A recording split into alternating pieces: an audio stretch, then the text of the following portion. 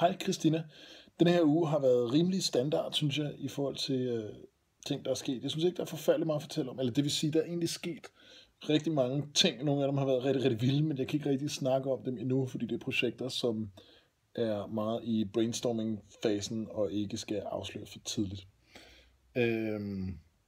En spændende ting, der er sket dog, er, at Brian Schmidt kom forbi Niels Bohr Instituttet. Han vandt Nobelprisen i 2011, og han kom forbi for at tale om...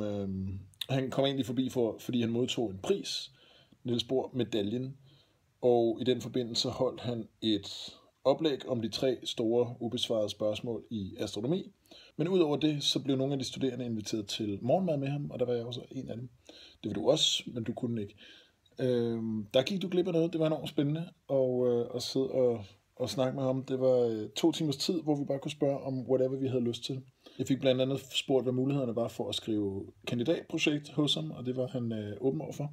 Så nu smider han lige jeg har faktisk sendt ham en mail om mulighederne for det.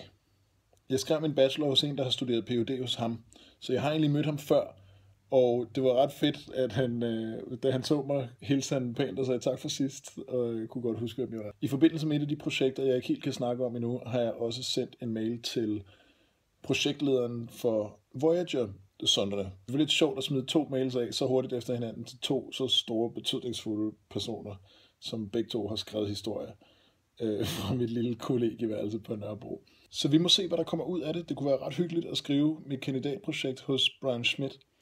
Jeg ved ikke, om jeg fik nævnt, hvad han vandt Nobelprisen for, men det var altså ham og nogle andre, der fandt mørk energi. Altså den energi, der står bag, at universets udvidelse går hurtigere og hurtigere. Det var alt for nu. I morgen får jeg besøg af en kammerat, som jeg ikke har set i alt for lang tid. Vi skal kigge lidt på noget fiskegrej og forhåbentlig have planlagt nogle eventyr, så der kommer nogle lidt mere gang i den videoer de næste par uger. Vi får se. Du er ude at rejse i de varme lande, og derfor kommer der ikke nogen video fra dig på søndag. Men jeg glæder mig vildt meget til at se, hvad du får filmet dernede, og til at høre om din tur. Ha' det fedt.